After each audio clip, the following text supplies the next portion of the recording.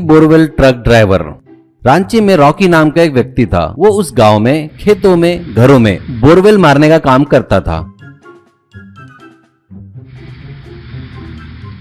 वो बहुत लालची किस्म का आदमी था। लोग उसे अगर 200 फीट बोरवेल मारने को कहते तो वो सिर्फ 150 फीट ही मारता था और 200 फीट के पैसे वसूल करता था और उन पैसों से अपने दोस्तों के साथ मिलकर पार्टी करता था, पीता था और एंजॉय करता था। ऐसे ही एक दिन एक आदमी के यहाँ बोरवेल मारता है। पानी फुल आता है, उससे वो 2 मटकों में पानी भर देता है। अब रॉकी उनसे, वाह जीतू भाई, बहुत ही किस्मत वाले हो। ये पानी की धार नहीं, अमृत की धार है। अब आपको फिक्र करने की बिल्कुल जरूरत नहीं। आसपास के गांव में आपके बोरवेल को लगा पानी किसी को भी नहीं लगा। सच में बहुत ही जबरदस्त किस्मत है तुम्हारी। अब अगर मुझको पैसे दिए तो मैं यहाँ से चला जाता हूँ। ये सुनकर, क्या रे रॉकी, 200 फीट बोला तो 100 फीट ही बोर मारा, क्यों, ये क्या है? रॉकी, क्या भाई मजाक कर रहे हो? मैं तो 200 फीट बोरवेल मारा हूँ। यकीन न हो तो गिन लो। लेकिन मुझे देने वाले पैसे में से 1 भी रुपए कम हुआ ना तो बाजू की मिट्टी लाकर बोरवेल में भर दूंगा। इतना ही नहीं, जिंदगी में दोबारा तेरे यहाँ कोई बोरवेल मारने नहीं आएगा, ऐसा कर दूंगा। ऐसा कहता है। ये सुनकर जीतू घबराकर चुपचाप उसे पैसे लाकर देता है।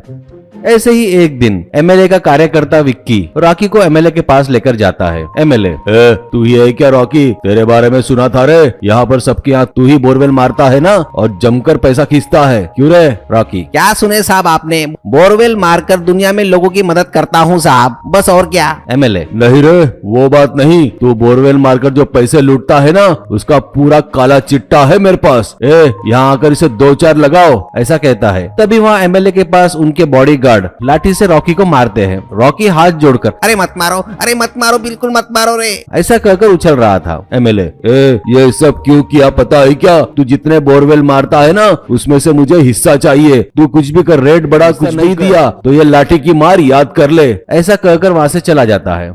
अब रॉकी से विक्की, ये हमारा एमएलए थोड़ा पागल है, ऐसा ही काम करता है। हर चीज डरा धमका कर लेना चाहता है। इलेक्शन का टाइम नजदीक आ गया है, इसलिए उसका हिस्सा चुपचाप दे दे और जिंदा रह ले।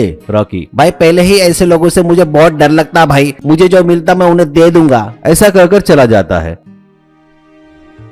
अब रॉकी बहुत सोचता है और अपने दोस्तों के साथ पीते हुए एमएलए के बारे में सोचकर बहुत गुस्से से चिढ़ता है। ऐसे ही बहुत सोचकर एक प्लान बनाता है। एक दिन अपने दोस्त की ट्रैक्टर ले जाता है। उसमें बोर मारते वक्त जो कीचड़ निकलता है वो उस ट्रैक्टर में भरकर ले जाकर एमएलए के घर के सामने डालता है। ऐसे ही वो 3-4 ट्रैक्टर डालता है।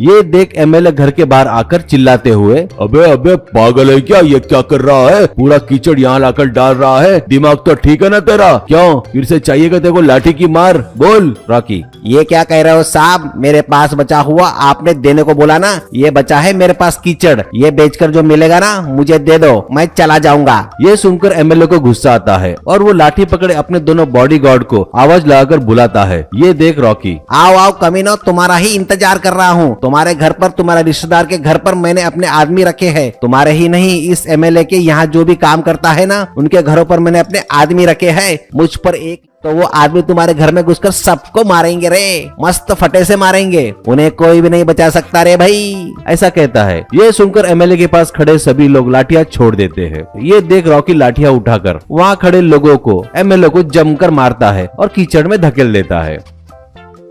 और फिर रॉकी, ए एमएलए, तू क्या समझ रहा है? तेरे पास ही आदमी है क्या? मेरे भी बहुत से लोग हैं रे। तेरे आदमी पैसे दिए तो, कॉन्ट्रैक्ट दिए तो तेरे पास आते, लेकिन मेरे दोस्त बस एक क्वार्टर शराब पिलाए तो मेरे पास आ जाते। याद रखना हमेशा, क्लासमेट्स बड़े होते हैं, तुम लोग बहुत ज्यादा कॉस्टली लोग हो, पर मैं बहुत सस्ता हूँ। मेरे आड़े आया ना, तुम्हारा काम तमाम समझो, कहकर वहाँ से चला गया।